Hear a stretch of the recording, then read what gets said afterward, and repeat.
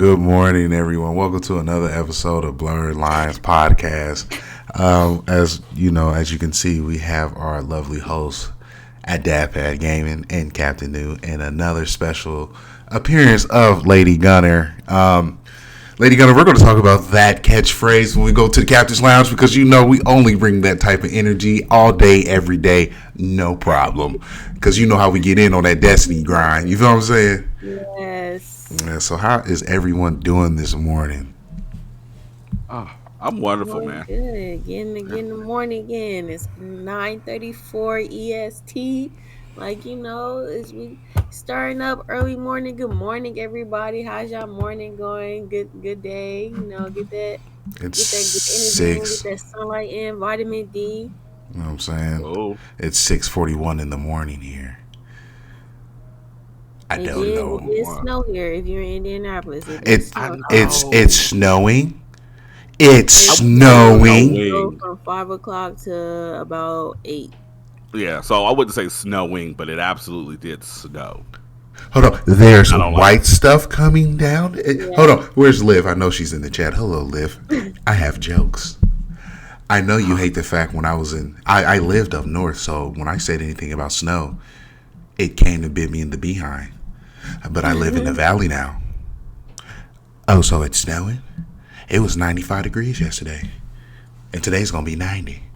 I'm gonna walk outside in That shorts and a tank top and now open I'm toe low-key sandals. hating. not open toe sandals Open on top. toe sandals with the thong, so I can Oh, separate the big toes and the little toes. so you got toes like why, baby, move your foot. You know what I'm saying?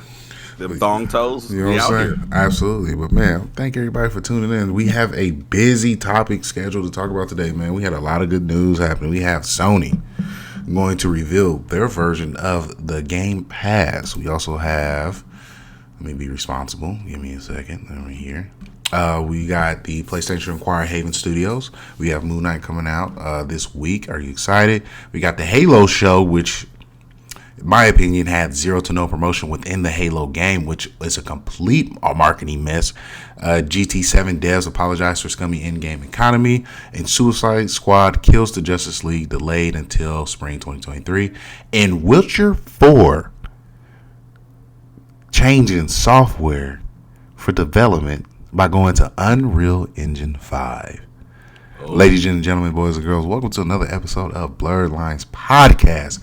Let's go ahead and get into it. Let's go ahead and start off with the PlayStation reveal of, I believe, Scarlet. No, not Scarlet. Um, I forgot the word. Articus. Articus, yes. PlayStation version of Game Pass, which I believe will be a good opportunity. Game Pass is a phenomenal source for people who are looking to, Netflix their games. And this is an opportunity for Sony to do so. What are you guys' thoughts and feelings about Sony going in to reveal this next week? Because Sony's been on a tear for the last 2 weeks of just showing content. Am I not correct? Yeah, no, they have definitely been going crazy. So something I do want to point out, just so you guys know where this rumor is coming from. It's coming from one of the most valid sources that it can come from in the gaming industry. I'm not sure how many people are aware of who Jason Schreier is. He's formerly of Kotaku. Currently works at Bloomberg, which is huge. Everyone who is an American understands on some level what Bloomberg is. Um, like this is the guy who anytime that you see any type of like news about crunch, any type of like valid leaks, any type of like sexual harassment, any type of long detailed true journalistic kind of articles in the gaming industry, 90% of the time is Jason Schreier, and 99% of the time, if it's not him, he knew about it, someone just published it before him. So if he's saying that next week is the week, unless PlayStation just wants to troll for the sake of trolling, we're probably going to get an announcement for Spartacus next week. Um, but I'm torn on it. I'm excited, but I also am a little fearful because um, I know there's been some contention around Game Pass and how that might impact some developers, like especially small developers. So I'm just kind of curious to see how this plays out. What about you, Lady Gunner? How are you feeling? Well, isn't Game Pass just like PS Plus? It had something on PlayStation Now, something Um, like that, where you play the older PS2 games on there and stuff. And then I feel like I don't know, like everybody so on PlayStation really just buy their games. I feel like Sony's just trying to copy Xbox. Like, yeah, exactly. I mean, it is a reactionary move here. But just to kind of expand a little bit, so and sure, on the Game Pass end, it is a subscription based model. You can pay. I think the prices are either $9.99 or $14.99 if you want to add it to your PC as well. And what it does is it gives you a large list of games that you have quote unquote free access to. I mean, of course, they're not 100% free because you pay for the subscription. But the lore of it is all Xbox first party exclusives, though they don't really have many right now, are set to come to Xbox. So, but even now, like if you get on there, you can play Halo, you can play Crackdown 3, which nobody really wants to play, Sea of Thieves, which has an amazing online community. And then they also have like a lot of third party games on there. Like I think last year when the MLB the show came out, it was free on there for a month or two, and so they add a lot of brand new games to the service. So that's kind of what their lore is of how they're pulling in so many users.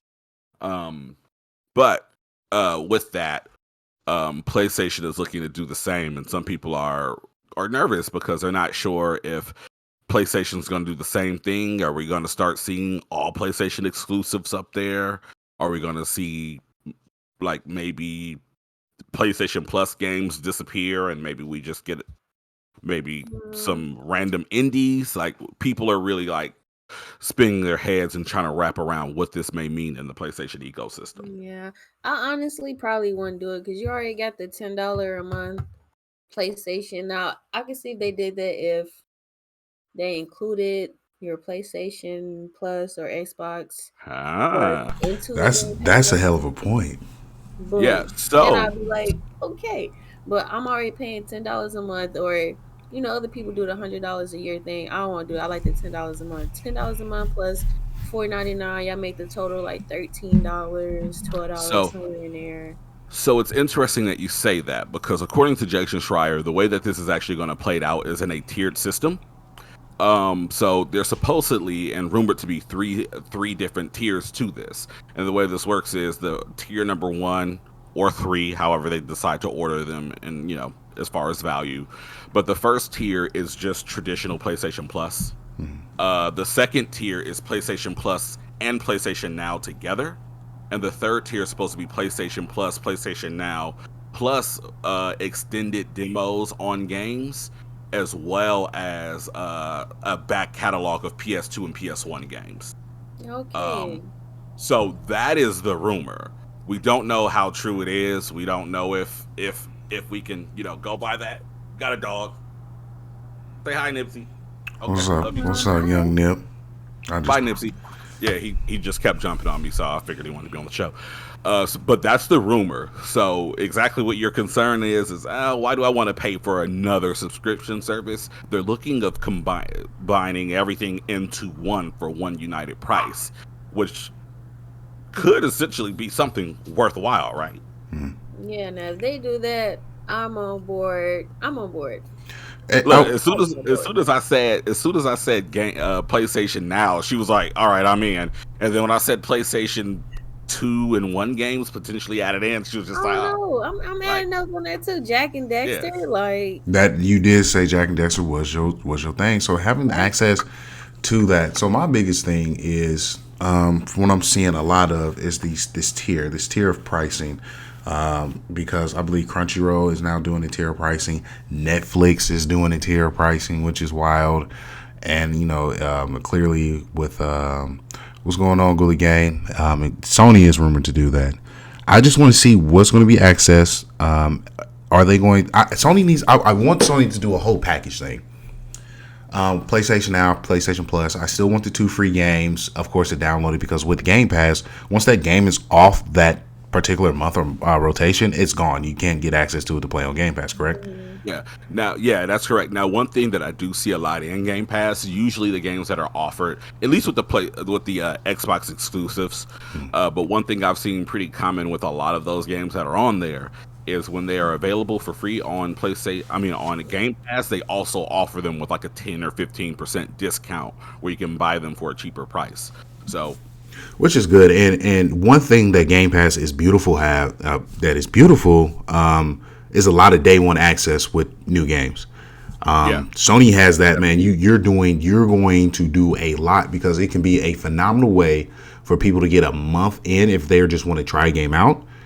Give them a month of like, hey, this is going to be in a rotation. You guys should try it out, and then we'll take it off, and you can go ahead and buy and invest it. Like, this is your game to keep. yeah.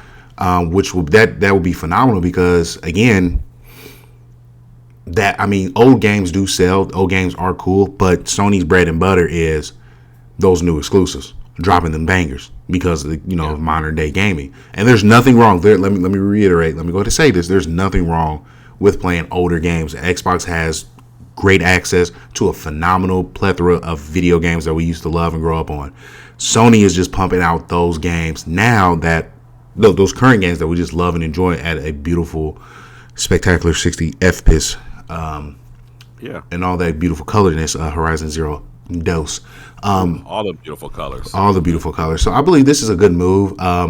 Xbox came up with a phenomenal idea. You got to give Xbox credit for what it is. Game Pass is a phenomenal source of material, great access point for entertainment. Shout out to Microsoft. You guys did it. That was great. And you have it not only on your console, but you also have it on PC. Now, if PlayStation allows this to become on PC as well, oh, dude, that's a game changer. Because you already have Horizon, God of War that's available on PC. If you are able to get Bloodborne on PC, people will lose their minds. Yeah. I mean, and the thing is, a lot of people really sleep on it, but PlayStation 4 and 5 also already offer PlayStation Now as well as remote play from PC to your PlayStation. So with PlayStation Now already being a PC application that a lot of people sleep on, this could be a time to double down and be like, hey, we are on PC as well, and you can play your PlayStation Now here.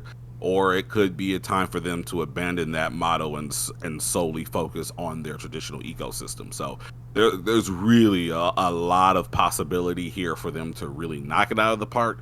And there's also a very large marginal possibility that PlayStation will fall flat on their face. I'm really interested to see where this goes because we know where PlayStation was going into the PS3 era. And they were pretty much drunk on their own, like hubris, and made some really, really knucklehead decisions that set them back that generation. Before they kind of cleaned things up on PS4 and for the gamers. And now we're seeing some weird activity again here in the PS5 era, but we're getting such a plethora of good games that it's hard to complain.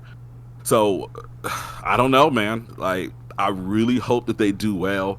But for the most part, other than Xbox having some issues managing their studios, as continues to happen, PlayStation, has been making some really weird decisions. As we'll get into one of those a little bit later on in the show. So I'm more curious than I am excited to see how this plays out. But with me already spending $100 a year or $10 a month on PlayStation Now, like if it makes sense, I'm obviously just going to give them the extra $5 a month. So that's a given. It's just a matter of, will it be worth it? Right. Sony has been making very wild moves, but it's the big one. That's the collective announcement that I'm waiting for. These are moving small parts into a position to make a bigger announcement, which I'm curious about. Lady Gunner, with the announcement of this happening, what in particular games outside Jack and Dexter are you expected to have on there? What is your expectations? And the pricing, if you could, what range are you willing to spend? Like, what is going to be just the right price, and what is going to be too much for you? Like, nah, I'm good. Well, I already got Jack and Dexter.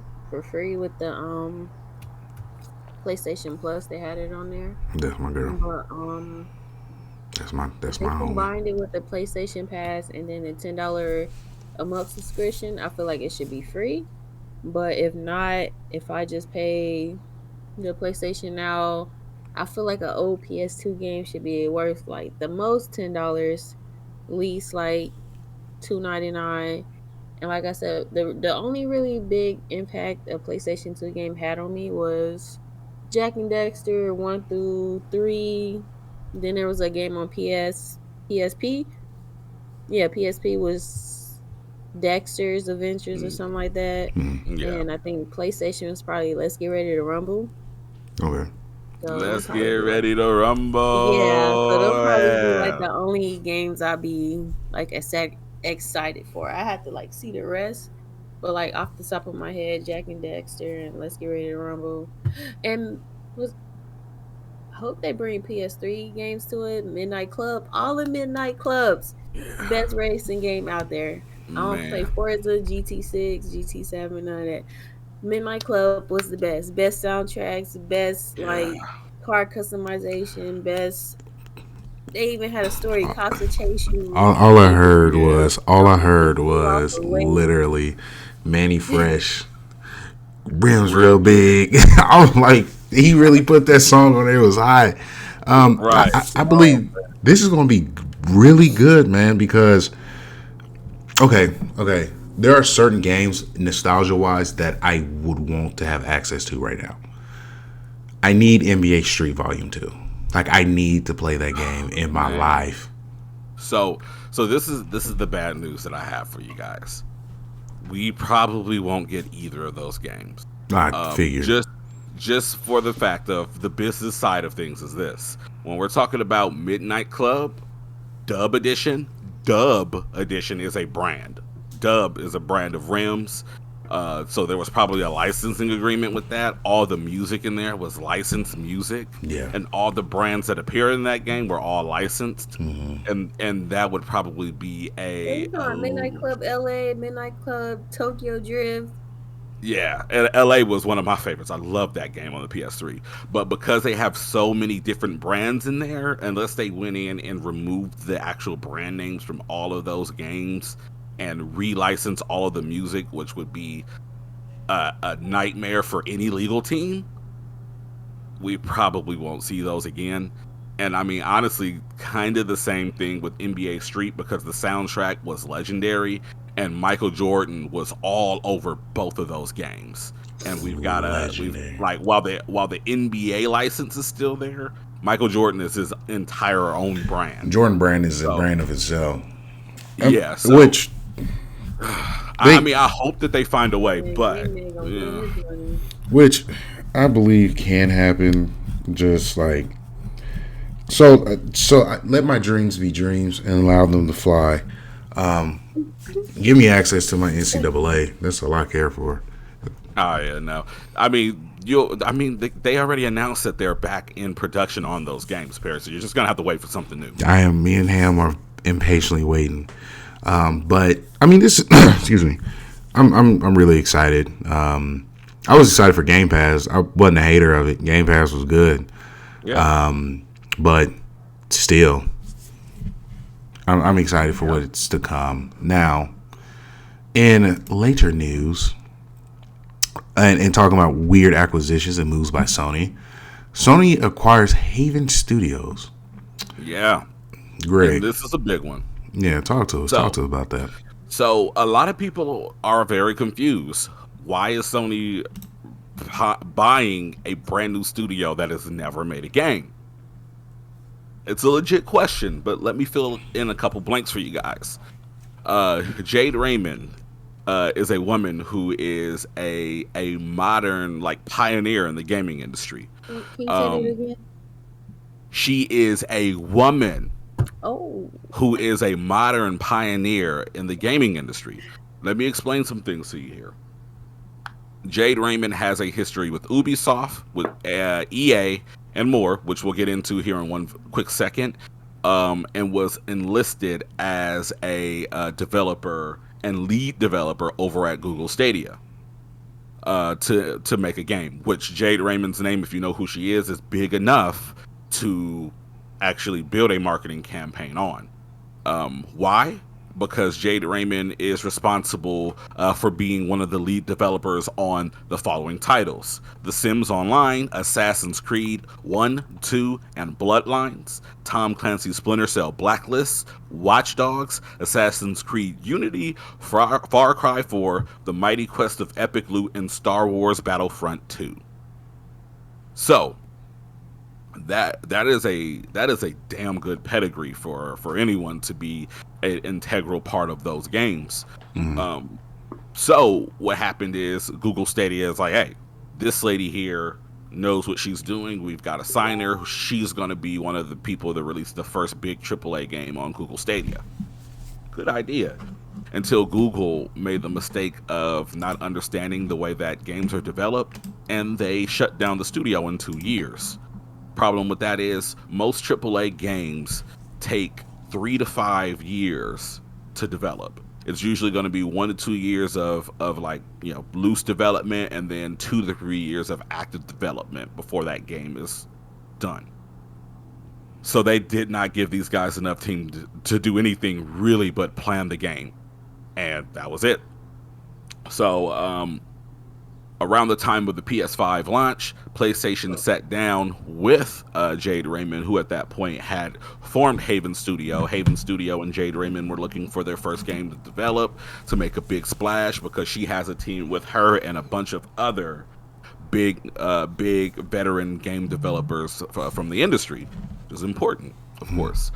PlayStation approached and said, hey, Jade, you already know how to make a franchise that has longevity. We would love you to create a new franchise for us, and we will pick up the torch and develop it once you plant the seeds. Apparently, since that agreement was made a bit before PS5 was released, Sony has seen what Haven Studio is in the production of right now, and they signed the big boy check. Here you go. Here's a couple more $1 billion. I'm sure it wasn't. I don't know how much they bought them for. I don't think they disclosed this time. Maybe they did. I don't know. But here's a big boy check. Please go make this game and be on our team for the rest of your life. So this is a big deal because, like, while we don't know what is coming of this is clearly someone who has history in open world games, who has history in first person games, everything in between. So this could literally be anything. But it's really exciting to kind of see where this is going to go. So just kind of knowing some of the backstory and where we are with Haven Studios being a first party studio under PlayStation now, how does that make you guys feel, and what do you think may come of this? My personal opinion, I've only seen one game by Haven Studios that I was a part that I was able to buy. I actually bought the game while I was on the res. It was a nice, hearty game, beautiful soundtrack, looked great. I can't truly say anything honestly with any type of investment to it because I just don't know. Her pedigree is amazing. Anyone with that type of pedigree is bound to be great. Is going to be great. Is great. So I'm expecting high expectations because Sony, to be a part of their team, they have expectations, and they feel as though if we get you on this team, you can meet those expectations. Come to death row. Come to death row. No. Come to either Roll Tide. Not death row. You know what I'm saying? Come to either Roll Tide. Come to the Spurs. I need you to get your job done. I need you to be squeaky clean, because if not, you will be cut. Or come to the New England Patriots. We are a well-fine oil machine. I don't care if you are the star cornerback. When I say curfew is this time and you miss curfew, you're going to miss the Super Bowl. This happened when the Patriots pay the Atlanta Falcons. They put their best cornerback on the sideline because he missed curfew. Bill don't play. With that being said, Sony just feels as though they can get it done, and I'm excited to what they can produce, what they can show for us. So I mean, it's interesting. Hopefully they give us. I mean, not hopefully. I know she's going to do great. It's just you got to take time with this process so something can be developed. Yeah, I'm gonna lie. I'm excited because I played the first Assassin's Creed, SEO Auditore, And that was gonna be my first Oh, tattoo. I'm an Was idiot. the Assassin's Creed logo. I was gonna get it on the finger that they cut off, which is your ring finger. So I was gonna get that actually tattoo. I actually got Aang on my leg actually, but second tattoo I'm gonna get the Assassin's Creed tattoo because Assassin's That's Creed what's kind up. of like not made a big impact, but that was like one of my favorite games. The first one, the one about the Indian, which I don't know if there was a second one or the That third was the one. third one. So what it is Assassin's Creed One was not Ezio. That was, what was his name? Altair. Oh, Assassin's okay. Creed Oh, 2 was Ezio Auditore, oh well, The which you thing, know the you bloody say his full name, go ahead, Perry. Ezio Auditore Defensia. That Yeah. is his name. He had Yeah. 3 amazing games, and no one can ever tell me that that third game trailer was not fire. With pull Wood your Kid mic down because Iron. it's so Ooh, fire. Woo! I Come mean, it on was so now. fire that Kendrick Lamar followed up and sampled the song for what was that, the Spiteful Chant or something like. Come Ooh, on, yeah, man. Like, yeah, Yeah, that so that was Ezio that was was that a guy. legendary trailer. Yeah. If they, I'm excited. I want to see what you got in stock for Sony. I'm excited. So Slub Love requests, Perry, that you wipe off your mic. All that spit. I love it. All that But yeah, fire he was spitting. He said, "I just heard I'm SEO sorry. auditory." I'm sorry. right. When it comes to Ezio, like people know this. Like Greg know this for sure. Like Yeah. I grinded heavy on Assassin's Creed Oh, 2, Brotherhood, and Revelations. Like I love that. I was done as soon as that trilogy was done. I was done. Oh, that's unfortunate Slub. because Black Flag is Well, no, I played probably Black Flag. the best Assassin. It's so Okay. crazy I played Black because I Flag. didn't like Black Flag either. Like, You didn't like Black Flag? no, that was a sinking ship for me. Oh Like, man, that they just took it. They took it out the assassin range. Now you're a pirate. I was like, if I want to play a One Piece game, I'm gonna wait for a One Piece game. I'm trying to be a sneaky assassin and like, you know. I've I got some bad news for you. I There will love never you. be a One Piece game as good as Black Flag. I love you, Lady Gunner. I love you. I love you. I needed that. I needed Yeah. that. Shout out to Now, 1044.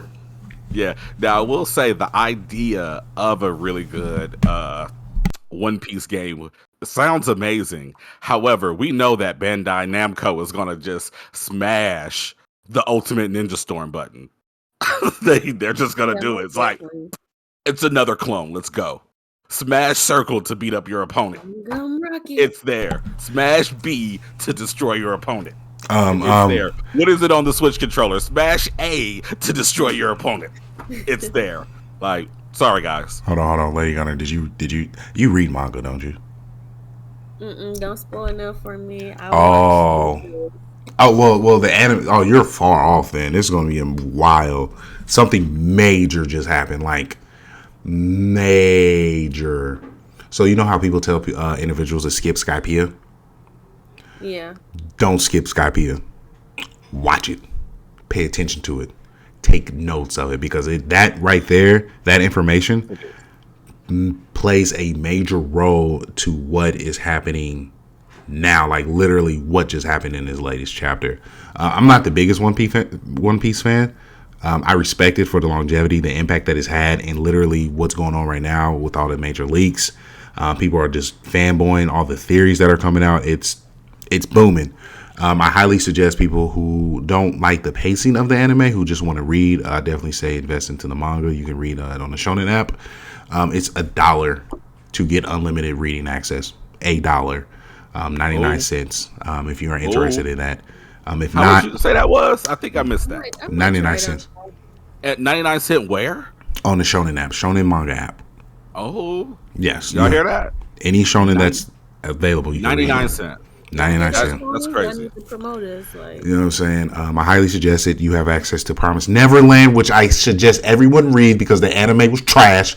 You have access to the Bleach, 1,000-Year War, which is going to drop. Chainsaw Man, anything of that. Because I know we got off track because Assassin's Creed. But definitely everyone invest into that. But back on topic, Ezio Right. Auditore Defensia. Yeah, definitely so. So what I know we have the docket the way it is, but since we're on PlayStation News, we'll just jump over to Gran Turismo 7 for a minute, and then we'll loop back around to the rest of the stories in the order that's been posted. They've been in bad news. Yeah, so GT7, Gran Turismo 7, if you're not sure what that acronym is, has been in a bit of hot water. A bit, And a bit. if you have not checked out yet, I actually just launched my review for Gran Turismo 7. So definitely stop over by the Blerd Lines YouTube channel and check that out. Because I put in some hard work and I think it's a very quality review, and we've got lots of good content there and more to come. But anyway, what happened here was Gran Turismo 7 pretty much busted a pretty scummy move. What they did was they released Gran Turismo 7 for review. When they released it for review, they released it without microtransactions in the game. And the review, people played it. They said, hey, this is great. They got 8s, 9s, and 10s on the reviews, which I feel gameplay wise is definitely warranted. But what happened was once the game was out in the wild for a little bit, boom, there's a link in the chat for the review if you guys want to check that out later. But pretty much once the game was found as as good, a couple weeks went by, what they did is they went back in, they released a patch that lowered the amount of in-game currency that you would earn for a match, or for a race rather. And with that as well, they started to kind of push you more in the way of microtransactions. There's some detail in the review about it, but in short, you can pay up to $20 real world dollars to get up to 2 million credits within the game. The problem with that is that sounds like a lot of in-game currency, but some of the cars in the game run for 3.6 million credits. So when you take that into account, you mean to tell me that I have to pay $70 for this game, and then after I pay $70 for this game, you want me to turn around and you want me to spend $40 for one car in the game? It's absolutely ridiculous.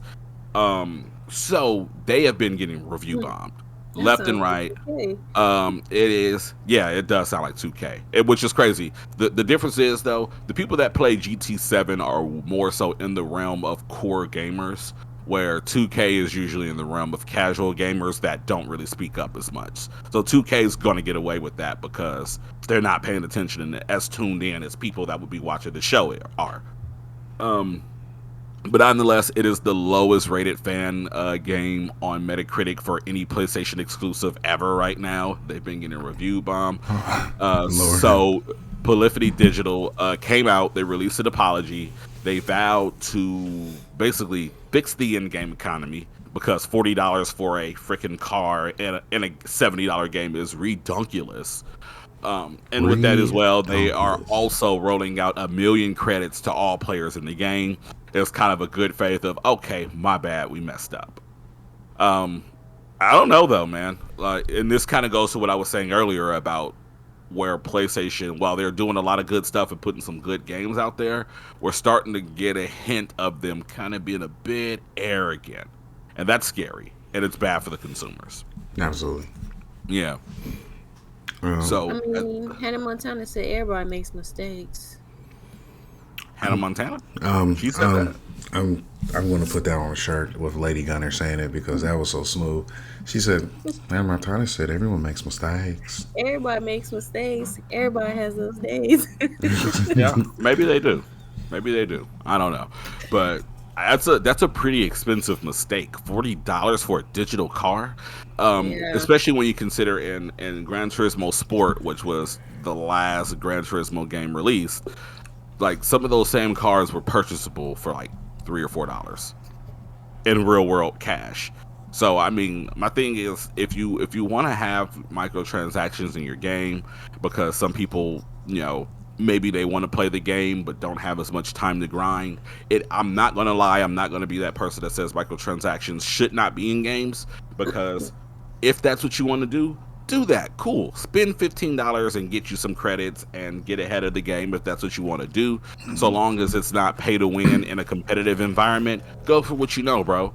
But I think it becomes a bit of an issue where you fine tune your game, like I said, by turning down the amount of money that you can win for in-game races and releasing super limited expensive expensive content in the game. Like they're doing like egregious things, or at least they were. For now, we'll say they were until we see what the fix looks like.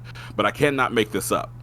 Every 3 to 4 days when you log into this game, you'll get a message saying, "Oh, you've been invited to go get a car." These are random cars, so the random fancy cars at that you can only get during certain times. They roll them around every couple weeks or whatever, and you can only buy that car when you have an invite for it. You go to look at those cars are in the $3 million, $4 million range. So what does that mean? Hey, we've got this car, so you can dedicate the next 5 days of your life grinding this game to hell to earn that car.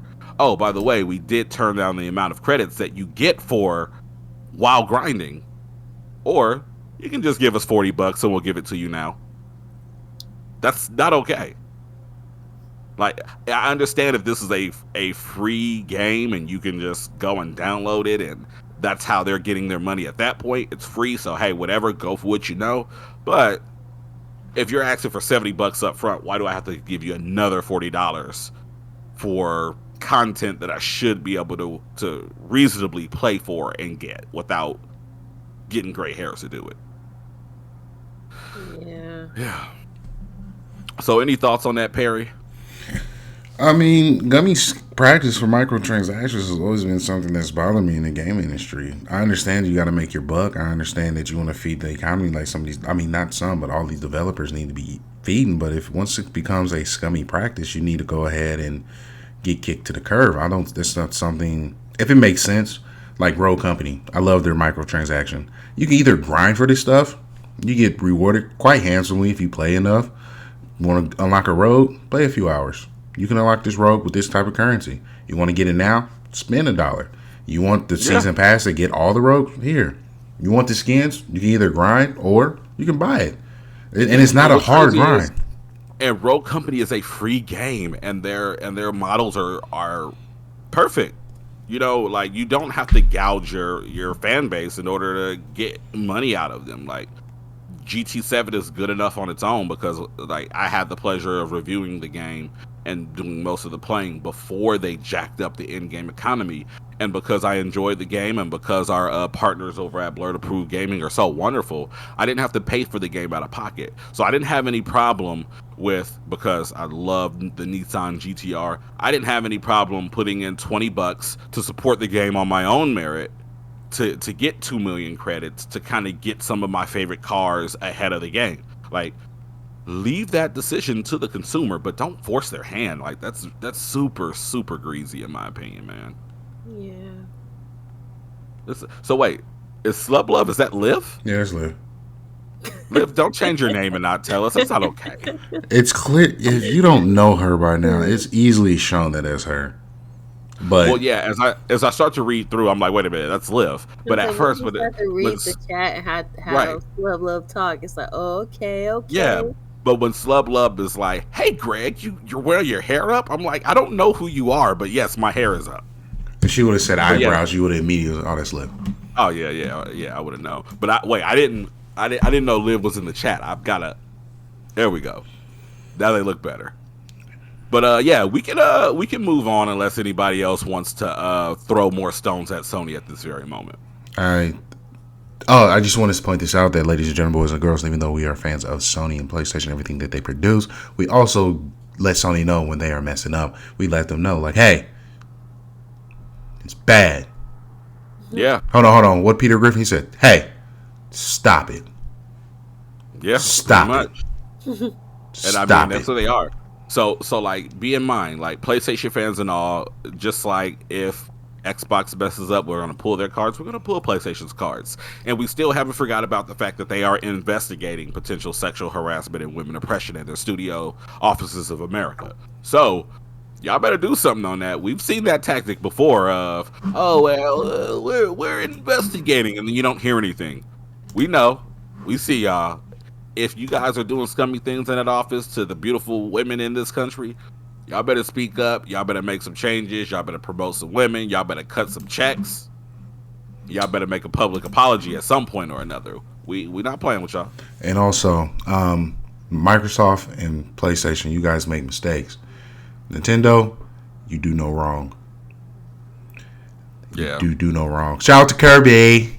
Yeah, Nintendo is over here with like mad like 10-year-old 90s Photoshop photo shoot vibes. Mm-hmm. So you know, like they just chilling, man. They're chilling. Exactly. Shout out to Nintendo.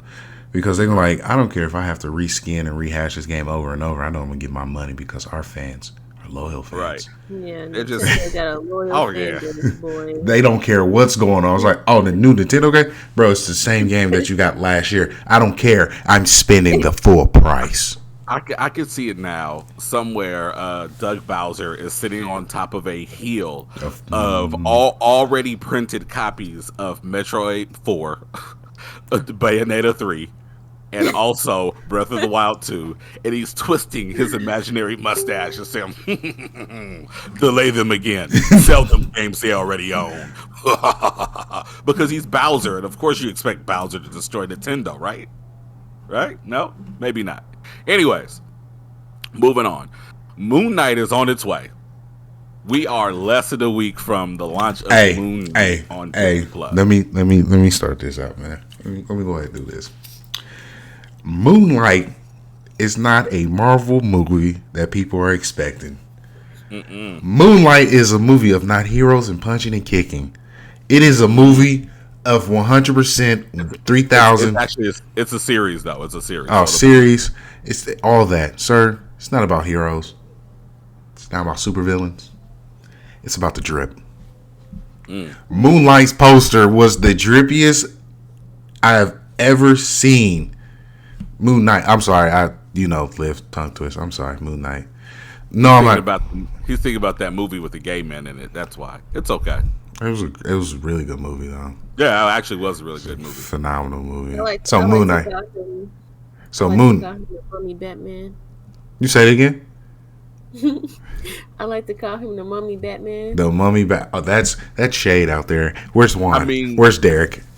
So honestly, it's kind of weird because Marvel made the attempt with to copy Batman with both Moon Knight and Black Panther.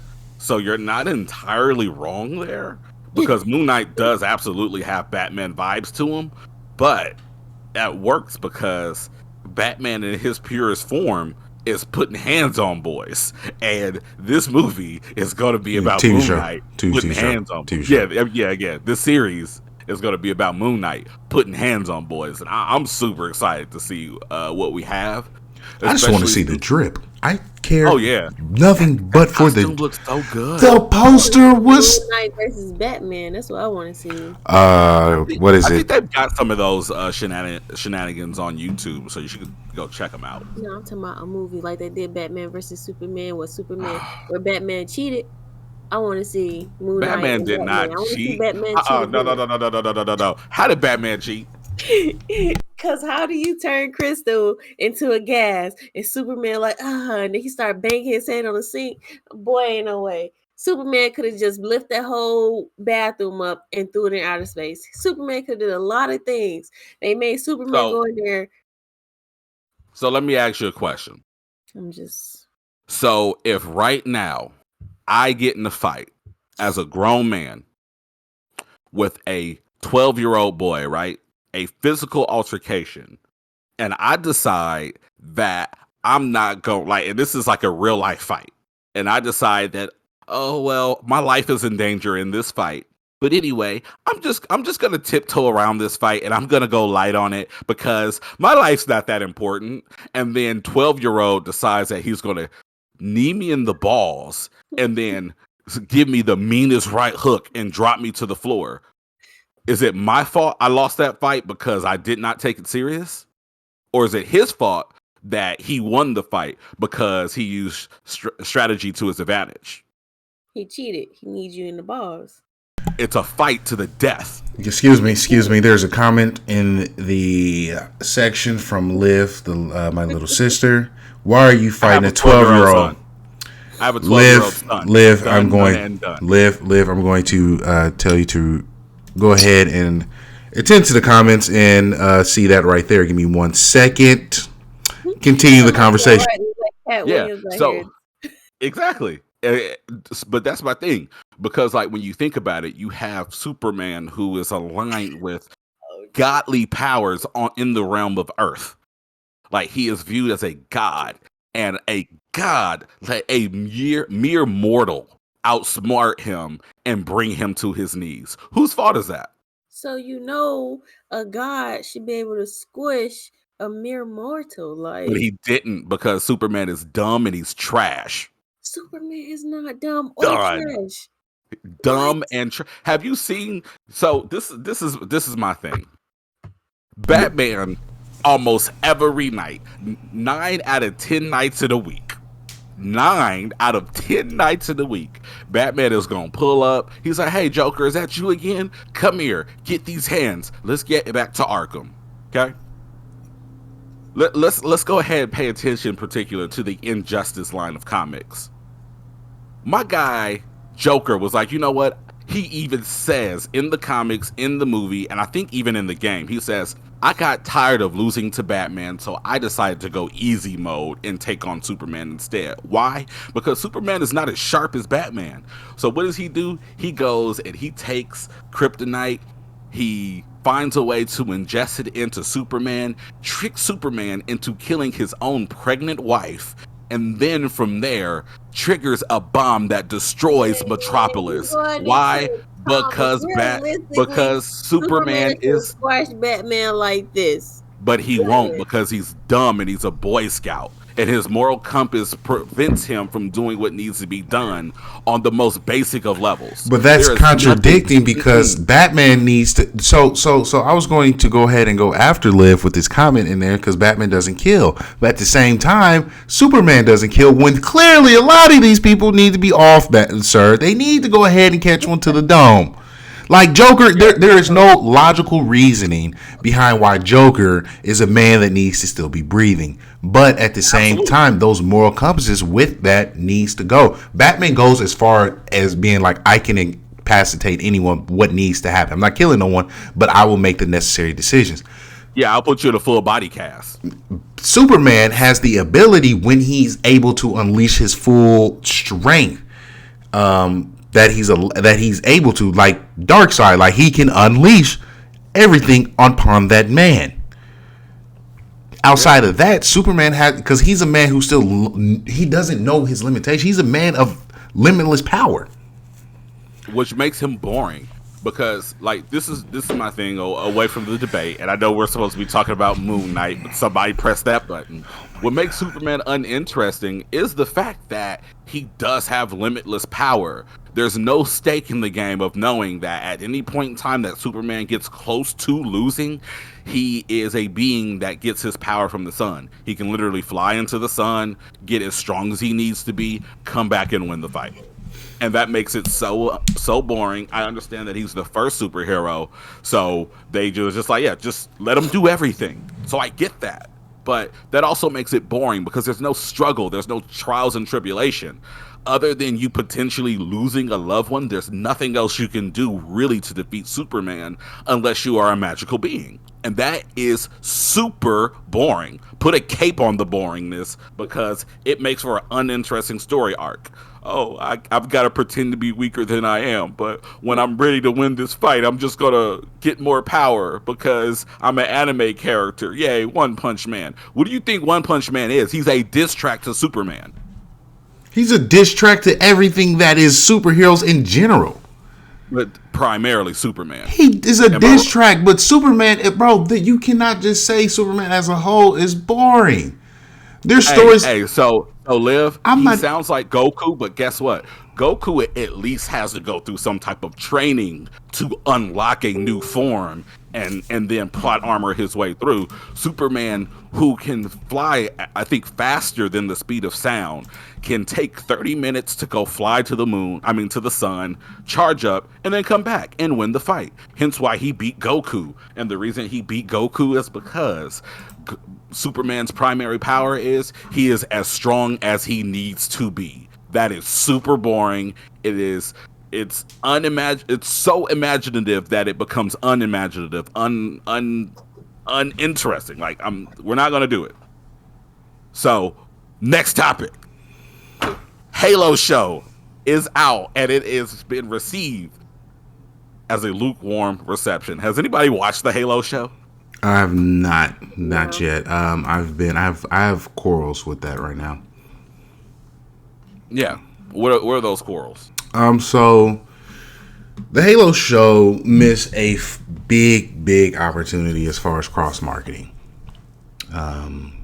There was not one showing, not a hint of it, not a skin, not a gun, nothing put within the Halo Infinite video game. That is a huge opportunity. This was a huge miss on their end to make this a huge event. Now, the show is not bad from what I've heard at all. It is a good Halo show. I mean, it's a good show that, is about Halo and the atmospheres of that. But when you have a franchise as groundbreaking as what Halo is or was and what it could have been with Infinite, there should have been more cross promotion within that video game franchise in that show. It should have been way more. So I feel as though it's a missed opportunity to get more people talking about it. Now for the show itself, I'll be watching it probably later on tonight. So I'm curious about it. Yes, Liv. So rumors had it that Master Chief's face will be shown within this. I don't know why people are upset. It's like Joker having a backstory. Get over yourself. It's going to happen. Yeah. Something's going to happen. Get over yourself. The people who watched the Joker movie who thought Joker had an original story, if you watch it to the end, it was a complete lie. It was a madman telling a story. With Master Chief, it was bound to happen. I still want to see Miss Bellum's face. If it happens, I'll be happy. Get over yourself. People are too sensitive. People are too entitled. Just enjoy for what people are trying to do. Now, not gonna lie, that's how I felt about Rey Mysterio when he took his mask off. I didn't even look. Right. It was like, what was that, like in the late 90s, early 2000s? It was early 2000s. So he just happened to be like a handsome, pretty boy Hispanic guy. It was like when Kane took off his mask, and it was like, oh. Well, that was an accident, but Rey Mysterio, he said, I'm going to take my mask off. I was like, bro, but why? Like, you're going to be a mystery to me. He wrestled like that for like a good month or two, though. And then he came to the WWE with his mask back on after leaving WCW, and it was just like, oh, okay. It's mysterious Rey again. But yeah, we love Rey. But I don't know about the Master Chief thing. Like, I actually talked about that a little bit on the Blerd Approved Gaming show this past Tuesday. You can tune in every Tuesday at 5 p.m. over on twitch.tv/Blerd Approved Gaming. But I just wish that if he was going to be unmasked, he would have been unmasked in the game before they would have unmasked him on the TV show. Because I feel like the people that have been taking that adventure with Master Chief for 20 years or whatever it's been, from Xbox OG all the way up until now, deserve to have that moment more than your curious guy who sees the new show on Paramount Plus and like, oh, what's this? And then they click on it and then they decide if they do or don't like it. And I'm also concerned that unmasking him on the TV show will kind of change the trajectory of the way that Master Chief is handled in the games, because now that he's unmasked there, I don't know if they've done it yet, if he's a black man, white man, Hispanic, or Asian. Now they're gonna feel the need to bring that likeness into the game. If they did that, there would have been any type of cross promotion. If there was any type of like that of correlation of the universes of Master Chief, that should have been done. No, I'm not talking about with this particular not with this particular Infinite, but maybe with Infinite 2 or whatever the next Halo is. I just don't. Do they deserve an Infinite too? That's neither here nor there, and we don't really have to talk about how that game came and went. Oh And their my. first season is like 8 months long, and the player base is falling off, and it was Falling not the off? savior. Falling off? No, because it's continuing to fall. Falling off. Okay. It fell off, Hold on, but hold it's on. still Lady falling. Gunner, Lady Gunner, check this. He's saying falling off like, oh, people are just going by the wayside. This is willingly jumping off the bridge. It's like, I'm done. Yeah, There's no falling. Yeah, I thought they had died off by now. yeah. I mean, and since we're here, I'll just say it. And Nick, you can vouch to this, but I said that game. Once they came out and said that they weren't going to have multiplayer campaign, that Forge was not going to be in at launch, and that the multiplayer's progression system would not be ready at release, I was like, why would they release the multiplayer early? They should delay the entire game. Like, here we are now with all of this time put into season 1 of this game. We're still not to season 2. We don't know when season 2 is coming out. Imagine if they would have delayed that game. We would have got the Forge mode and the multiplayer, and at the same time, maybe that came out June 2022. Boom, it would have been the traditional Halo, and then 3 months after that, 6 months after that, we would have got season 2 with more content, more balance, more game. But But no. they didn't do that. Well, they was And in, now they're in a bad situation. they was in developer hell at one point because they kept pushing back the game, kept pushing it back, kept pushing it back, come pushing it back. I'm like, when is it going to come out? And Yeah. I mean, that was on them because this should have been a product that should have been said something, seen that it wasn't ready, and kept it quiet. But we digress. Yeah. They're going to have to figure that out. But all in all, from what I've been hearing, people are not the most impressed with the show. At some point in time, I'll probably watch it myself. But because I know that people do love Halo, people do love Master Chief and all of that good stuff, we did feel like we did at least want to have some type of conversation around it. Before we move into our next couple topics, did you guys have anything else that you'd like to expand on with this one? Hey, Gunnar, what are your thoughts about the Halo series and the show itself? Honestly, I haven't been a PlayStation baby since Yay. PlayStation. Since Yay High. PlayStation 2, PS Vita, PSP, Oh, 4, Vita 5, Gang. PS3. Like, so I really didn't get to Get the hype. play.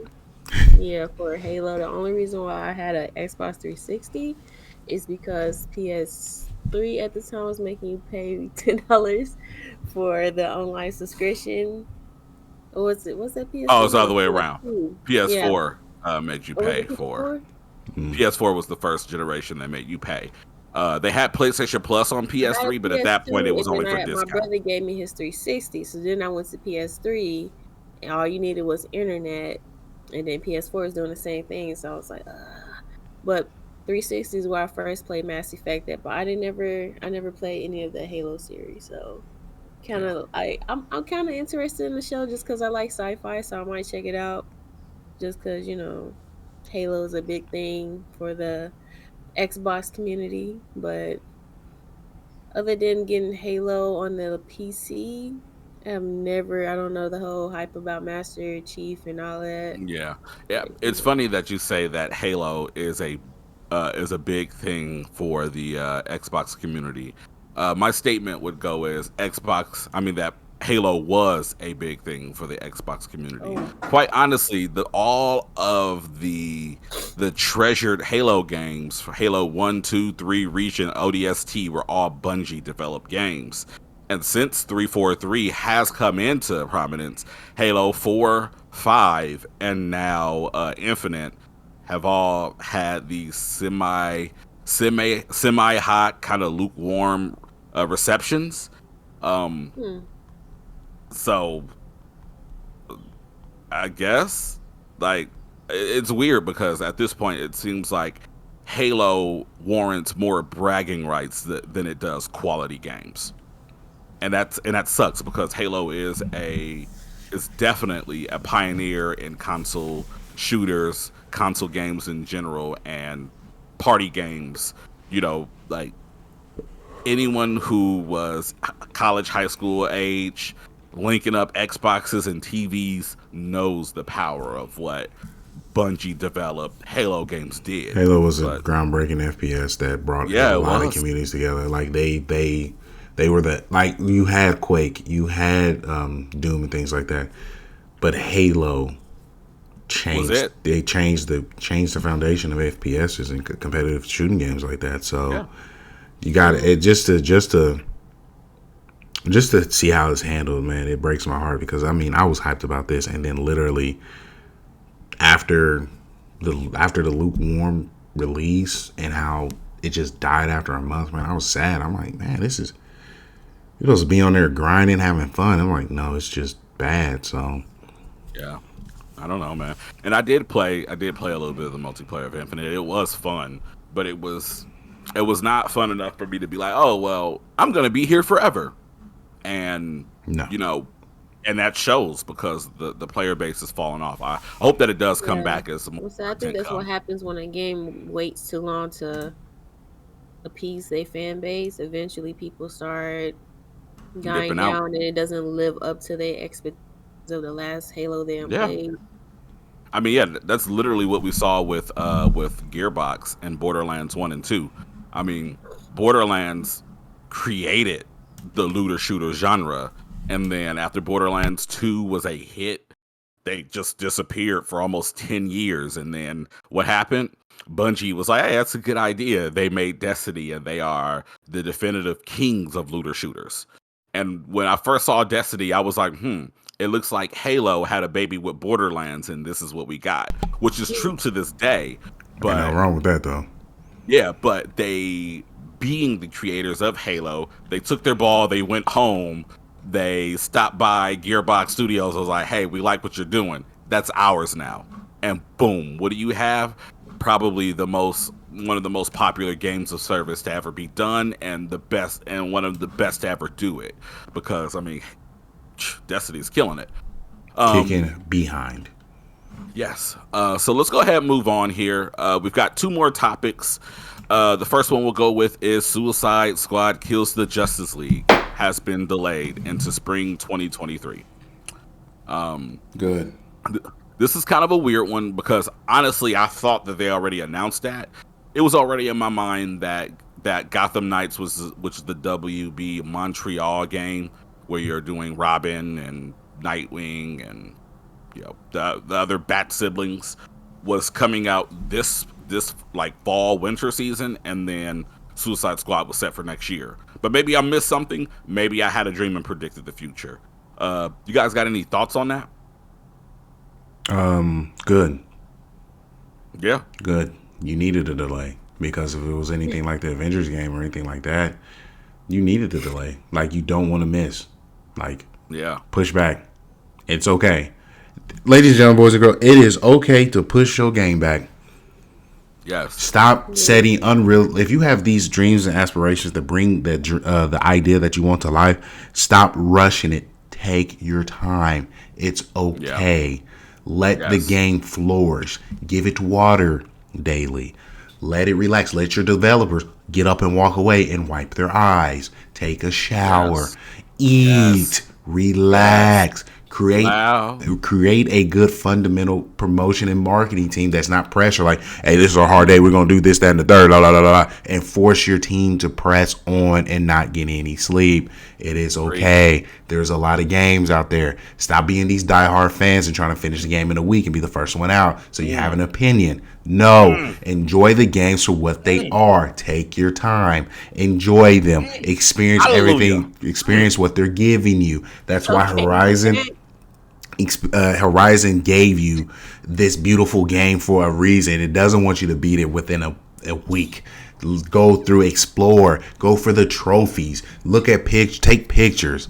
I mean, I'm still finding things in Elden Ring to this day where I'm like, man, this is here, and they just added 2 new quest lines in that story. Explore. I'm 112 hours in Elden Ring itself, and I'm still learning and finding stuff. You know what I'm saying? Thank you, Gamer Jesus. Thank you, Gamer Jesus. You know what I'm saying? Oh, Lord. Thank you, Gully, for the tier 1 subscription, brother. Ooh. I do appreciate that. And for Lord. me, I don't want to see what happened to Cyberpunk. I hate hearing about crunch because, again, I'm a guy who loves the artists and the people who are working on it. I don't care about I don't. I'm Michael Jordan. You know what I'm saying? I'm not saying Michael Jordan. I'm Team Michael Jordan when he said the people in the office don't win the championships. The players do. You keep the players happy. That period. That's what you do. You keep the players happy. And so I'm a huge manga fan. Pay the artists. I don't want to hear about these people being exhausted so much that they literally die or they hit a depression streak and they don't want to work anymore. Don't do that. Take your time. Stop. To all the big publishers and all this, that, and the third. Gaming, regardless, will get their money. If it is a good product, you have a good community, you have good all that, people will invest for the rest of their life.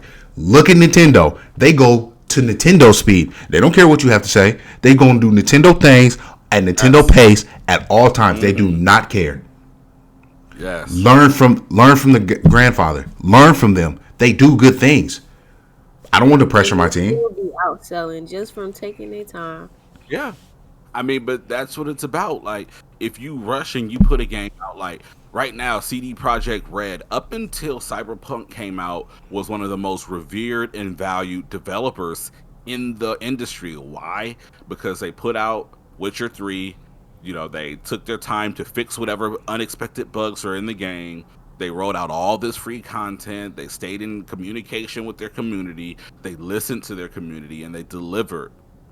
And then what did they do? They fell into the pressure of the marketing and the executives. And then they pushed out something. Like, there's a difference between putting out a game that has a couple like technical glitches in it. Like, for instance, Horizon Forbidden West, when it came out, was not perfect. When Elden Ring came out, it was not perfect. And when it came out and millions of people had the game in their hands, and then they started to say, oh, well, now that we've gone from 20 or 30 testers playing this game to millions of people playing it, we've run into some issues that we didn't expect because we didn't have a million eyes on this. We only had 20 people's set of eyes on it.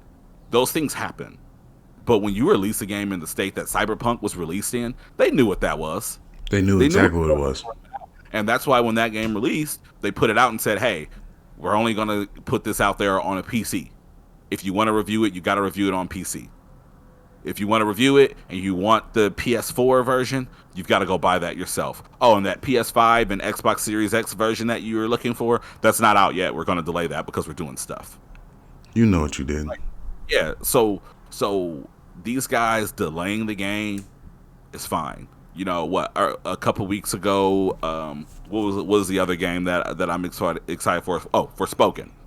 Got delayed. That's fine. Take your time. You know, masterpieces are not rushed. You know, it just does not happen. So please, like, take your time.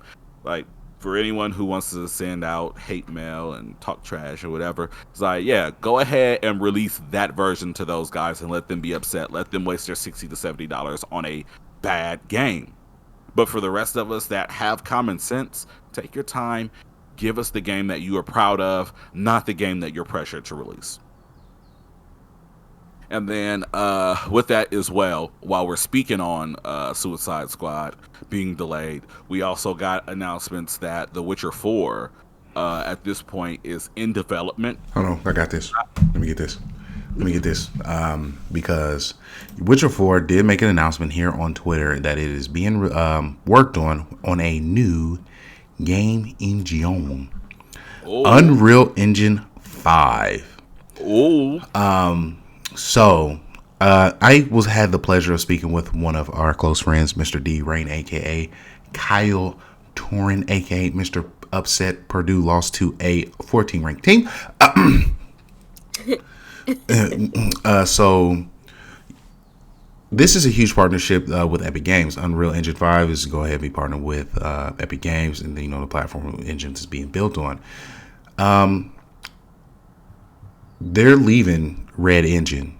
You know who also has a huge partnership with Epic Games, Greg?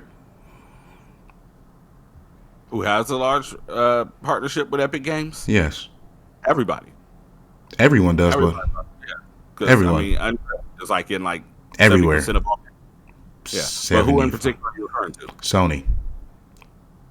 Oh yes, they do actually. Yeah. Yeah, Sony has a huge investment into Epic Games. You remember how they dumped a sizable chunk of money into Epic Games a couple years back? Mm-hmm. That can play a major role into not an exclusive game, time exclusive. This can play a role in some Sony influences because Sony has Sony's petty bag in which they can do Sony things. And then of course, having on a PC and Sony starting off, that's going to balance in which again the acquisitions that Microsoft has. Lady Gunner, how do you feel about the announcement of Witcher 4? I'm excited. I didn't get to play Witcher 1 and 2, which was on Xbox at the time. I don't know if it was on PlayStation, No, but I I got think to that play I it. don't think I think they were only on PC. No. Witcher 1 and They 2 Was was it? on was on Xbox. Xbox. It Or was at on least Were the they Xbox. on second it? one was on Yeah. Oh, Xbox. okay. Mm. At least the second one. And the third one, I loved it. Like, thinking about streaming it again probably next month and like doing a whole playthrough. But I just love the whole open world and like I could cut my beard and change my hair, and I really love how you can cut your hair and everything just grows back. It just made it more realistic. But Are you if talking they about could Arthur put like Morgan a and the and huh? the and the Vanderling gang? Yeah. Yeah. Shout out to Red But Dead, by the way.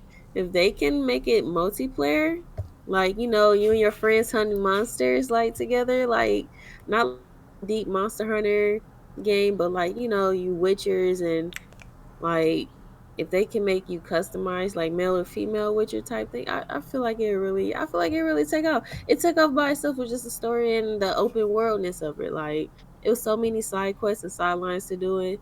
Like Witcher is like Horizon Zero Dawn, but like totally different, like monster versus machines. But like the concept, if you ever play Horizon or Witcher or both, you'll understand like just Yeah. the open world and different things and maps and armor. Basically, it's just so much to do in that game. Like it's amazing. Yeah, and especially in Forbidden West, like the the DNA of The Witcher 3 in particular runs deep in Forbidden West in the way that the side story plot lines fall into play. But Lady Gunner, I'm gonna have to go on the opposite side here and say this because we have enough multiplayer games in the world. You leave Geralt and his masterfully crafted single player narrative experience alone. The only thing that The Witcher needs to do is they need to fix their boring combat so that I will appreciate the game because that I love combat system was combat too, but bad. imagine What it started off. even if they just make it two player. If it's you and Nick got a monster coming up behind your back, but then Nick coming there with his little Witcher swinging sword, she ain't like he got your back. You know Like what I would say to him? I'm gonna use that right out of log stick to turn towards Nick, and I'm gonna say, "Hey, bro, take yourself back to Elden Ring. This here is a single player game." So this is what I'm gonna say. The only thing Witcher needs to be added is one simple thing and one simple thing only. Toss a coin to my Witcher. Oh, Add that that. should be the theme song. are you Add. saying are you saying GTA strip clubs? Is that what you're saying? I Oh, mean, I'm not. I'm not saying no. yeah. I mean, like in all seriousness though, like I think that even like the magic system and the potion system in The Witcher was really dope, but the sword gameplay was just bad. Like I need some depth. The more Like, you get It was into like it, bad. the more you get into I it, mean, you I had just could not. this surface level. Like the game is definitely. If you wasn't into the Witcher starting off, Witcher 3. It was a massive game with over 300 hours of Oh yeah, content. That was beautiful. The game was great. and I played like 40 hours of the game and loved what I got from it. But it was like I had more fun exploring, engaging in the narratives, meeting the side characters, so on and so forth. But every time I had to fight something, I was just like, oh gosh. Like I even enjoyed tracking the monsters and things of that sort. It was It's literally still just fighting. fighting them where I'm like the cast, like spelling, casting spells and fire and using different spells to like brainwash and manipulate people in battle and in stories were super cool. But this sword gameplay, which is one of the prime mechanics of this game, was just like I'm not going to say it was like bad, but it was like 6 out of 10 range. And like I didn't need that. I needed more. Like, give me something out of this. Make the sword combat as deep as the potions and the magic systems, and I will play that game for the rest of my life. 300 hours of gameplay plus in-depth storyline. No. And you're talking about the sword fight? I mean, because guess what? If you don't have fun with the game, what is the purpose of being there for 300 hours? Because guess what? How many hours have you put into Destiny? Oh, if you don't know it exactly, just a guess. No, just a guess. That's fine. Just a guess.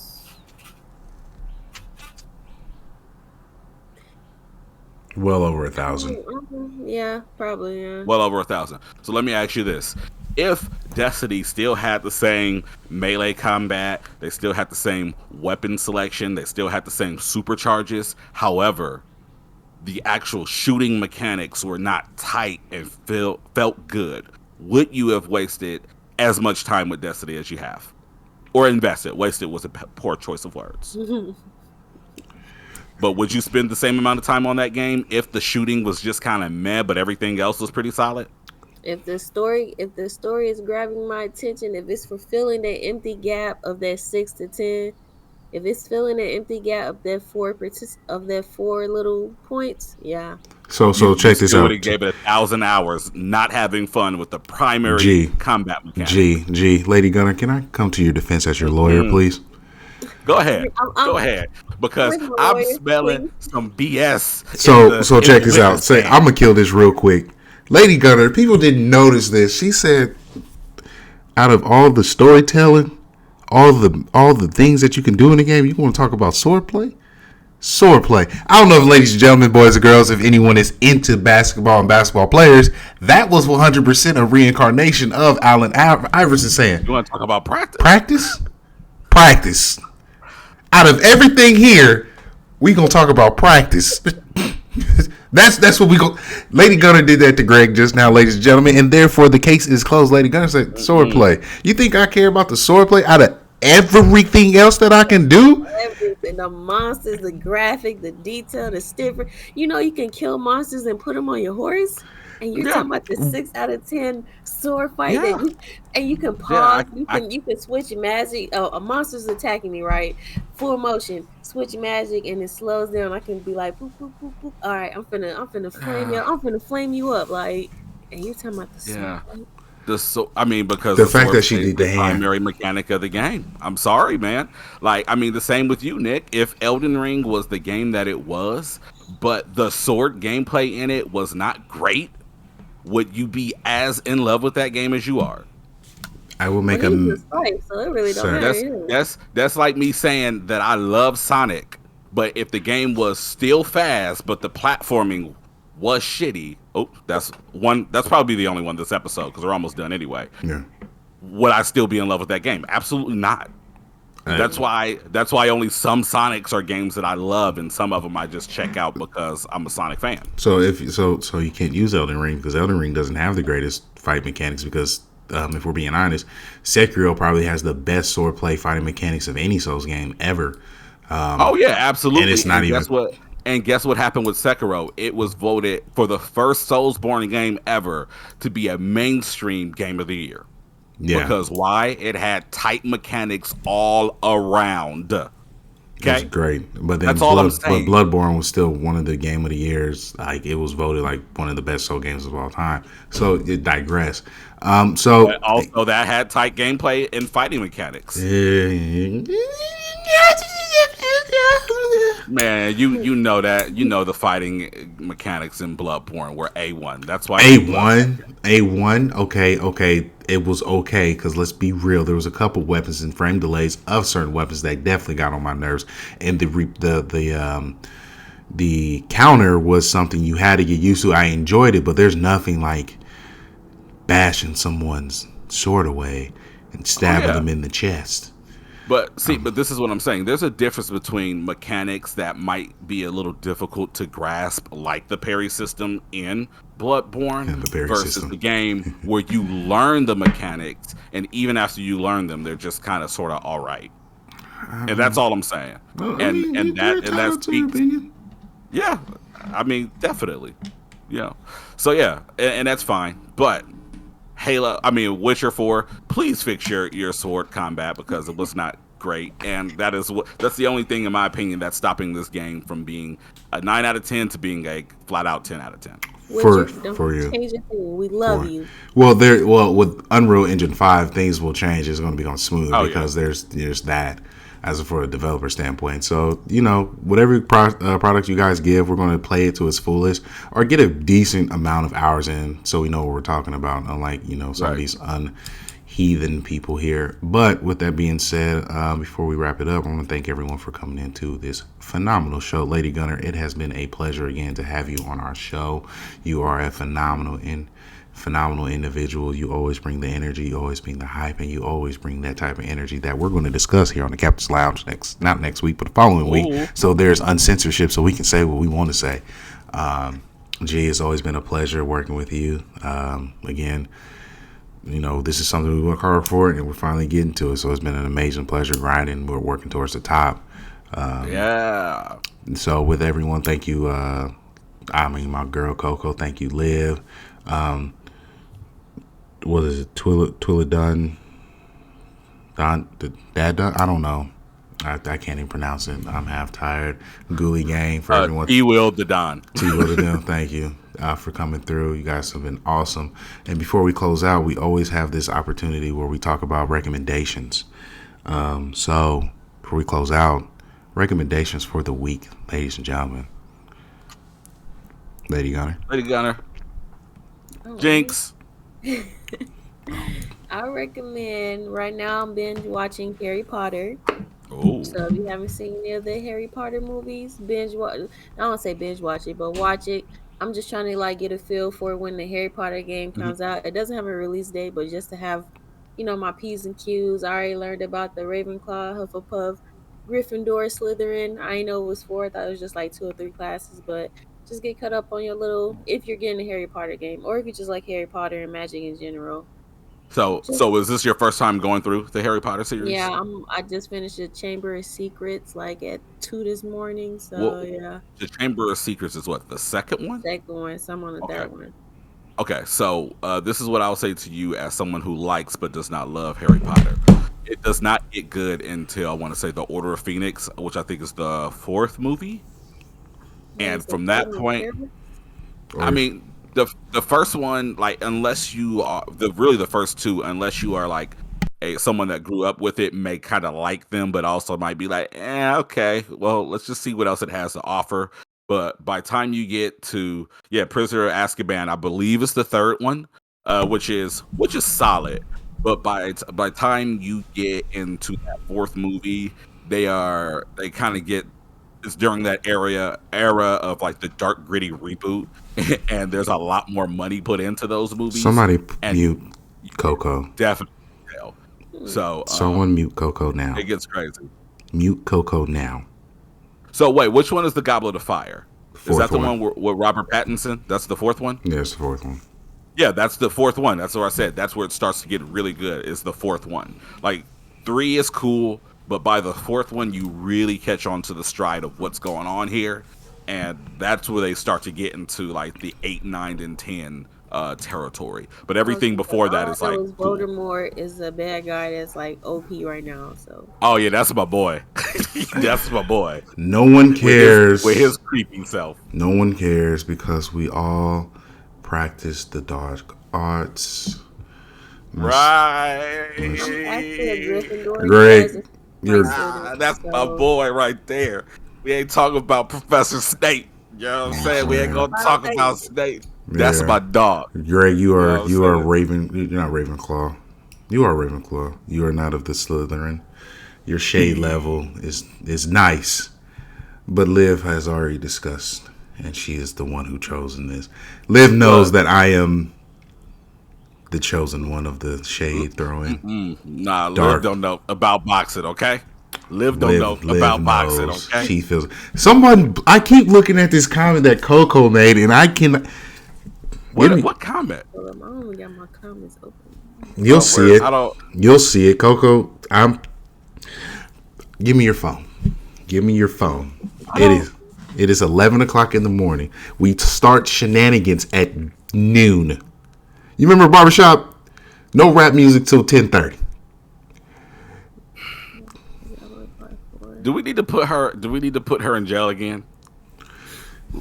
Okay. Anyway, Greg, your recommendations. Yeah. So again, Lady Gunner's recommendation is get caught up on Harry Potter. That's a good one. Wait. Perry, go ahead. I just want to come to. Are y'all gonna make a Twinkie or become a Twinkie? Lady Gunner and Coco to the corner. To the corner. Wow. To the corner. Pick one. To the corner. I like the fact that I wasn't even watching the playback, and then I'm looking at it now. We were actually pointing towards the same corner in our respective rooms. Corner. Anyway, Perry, you go ahead and go next on your recommendation, because I'll recommend it, and I'll go ahead and close out the show with our housekeeping and whatnot. Okay, my recommendation, man, what's a good recommendation? Because I don't want to rant, because I got a good one, but that's a rant.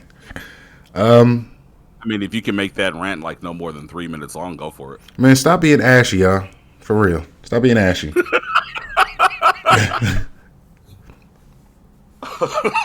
Okay, that caught me off guard. Yeah, stop being ashy, man. Look, man, check this out. If you are a person who is in love with another race, and that is the love of your life that found you, cool. That's great. But if I see another ashy ass individual downplay their own race to build up another one, I'm gonna say something. I'm gonna lose it. I'm gonna say something. Like for real. Please don't. You don't have to downplay someone to build yourself up. You don't. Yeah, and also don't dirty Mac. If you want to be with somebody that might already be with someone, get them on your own merits and your own game. Do not dirty Mac. Don't talk bad on people to highlight yourself. That is so greedy. No, Liv, this is focused because it was in the gaming community and it hurt my soul when I saw that. I was like, stop being ashy. Please. Yeah, because people do that in the gaming industry all the time. All the time. Like, stop. Oh, well, PlayStation did this. I guess I'm going to go with Xbox forever. Or vice versa. Like, cut that out. Hey, don't be ashy. That's nasty. It's super nasty. Don't be ashy. Yeah, okay. Yeah, that's me. Don't be ashy. That's a recommendation. Don't be ashy. Can we get that on a shirt?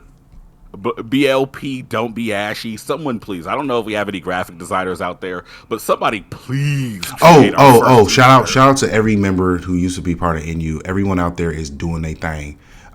Sarah's getting 100 followers. Terry is getting great contracts. He just put his logo he's done on top of the front of a building. Everyone's eating. Kyle with GXO building Ham in his community. Everyone that we worked with NU. I'm proud of you guys. Keep pushing. Yeah. Shout out to those guys. All right, so this is what my recommendation is. Okay, my recommendation is super simple. My recommendation is Blerd Lines Podcast on all social media platforms that we are available on. Twitter, Instagram, I think are still in the works. YouTube is out there. Follow us on Twitter. Follow us on Instagram. Wherever we are, just drop those links in the chat there again. Go check us out. And also with that, come back every Saturday. When? Saturday, usually between 9 and 10 a.m. Why is it a time window? Because most of us have responsibilities. I think all of us have responsibilities. And we sometimes have to shift things around. And then when life happens, sometimes we'll move into Sunday. But we will tell you guys that anytime that it does happen. But one of the main reasons that I am recommending Blerd Lines Podcast is because as of today, Lady Gunner will continue to be on the show as one of our regular hosts for the show. So we want to welcome her to the Blerd Lines family. Hey.